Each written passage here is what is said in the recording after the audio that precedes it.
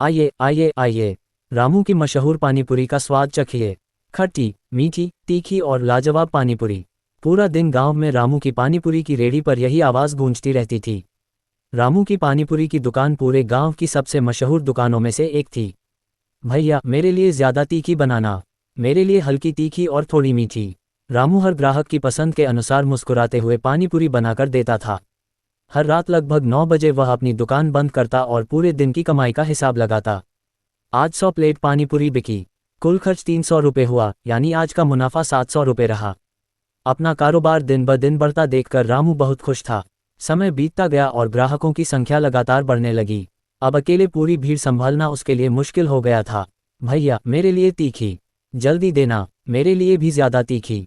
रामू समझ गया कि अब उसे किसी मददगार की ज़रूरत है। अगले दिन जब वह अपनी रेहड़ी लगा रहा था, तभी उसका बचपन का दोस्त श्यामू वहां आया।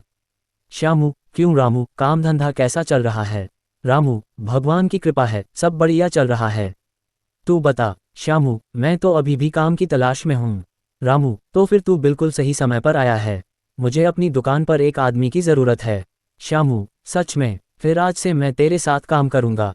इस तरह रामू को एक सहायक मिल गया और श्यामू को रोजगार। उस दिन से श्यामू रोज रामू के साथ दुकान पर काम करने लगा। जब भी ग्राहकों की भीड़ बढ़ जाती, श्यामू तुरंत हाथ बटाने लग जाता। दोनों दोस्त मिलकर पूरे मन से काम करते थे। एक रात दुकान बंद करने के बाद रामू हमेशा की तरह कमाई का हिसाब लगाने बैठा। आज 180 प्लेट पानीपुरी बिकी। कुल कमाई 1800 रुपये हुई। खर्च 400 रुपये रहा, यानी आज का मुनाफा 1400 रुपये है। लो श्यामू, ये आज की तेरी 300 रुपये मजदूरी। श्यामू ने पैसे तो ले लिए, लेकिन अब उसके मन में लालच जन्म लेने लगा। अगले कई हफ्तों तक वह रोज काम करता रहा और अपनी दिहाड़ी लेता रहा। एक दिन उसने मन ही मन हिसाब लगाया। मैं रोज 300 रुपये कमाता हूँ, यानी महीने के 9000 रुपये। लेकिन रामू तो रोज करीब 1200 रुपये का मुनाफा कमाता है, मतलब महीने के लगभग 36,000 रुपये। अरे वाह, इतना पैसा! अब उसके मन में भी अपना पानीपुरी का कारोबार शुरू करने का लालच आ गया। उस दिन के बाद से श्यामू रोज रामू से दुकान के बारे में तरह तरह के सवाल पूछने लगा। श्यामू, रामू, ये दुकान लगाने में तो बहुत पैसा लगा होगा। रामू, नहीं रे, करीब 3000 रुपये ही लगे थे। लेकिन इतने पैसे जुटाने के लिए भी मुझे अपनी माँ के कंगन गिरवी रखने पड़े थे। रामू को अपने दोस्त पर पूरा भरोसा था, इसलिए उसने बिना कुछ छिपाए सारी बातें बता दीं। अगले दिन श्यामू ने फिर पूछा, रामू, अगर तू बता दे कि सामान कहाँ से खरीदता है, तो मैं भी कभी ज़रूरत पड़ने पर तेरी मदद कर दिया करूँगा। रामू, क्यों नहीं, चल मेरे साथ, मैं तुझे सब जगह दिखा देता हूँ।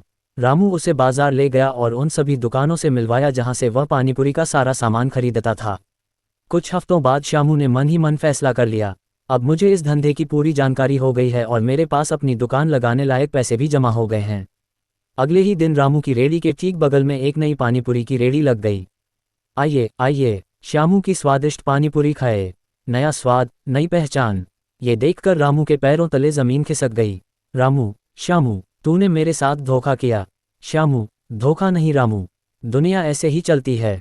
एक दिन चेला अपने गुरु से आगे निकल ही जाता है। रामू, मैंने तुझे अपना दोस्त समझा, अपनी हर बात बता दी, लेकिन गलती मेरी ही थी। अब हर शाम पूरे गांव में 2 आवाज़ें गूंजने लगीं। आइए आइए, रामू की मशहूर पानीपुरी खाए। और दूसरी तरफ, आइए, श्यामू की नई और स्वादिष्ट पानीपुरी का मज़ा लीजिए। धीरे धीरे रामू के ग्राहक कम होने लगे। गांव के कई लोग अब श्यामू की दुकान पर जाने लगे। रामू बेबस होकर दूर खड़ा ये सब देखता रह गया।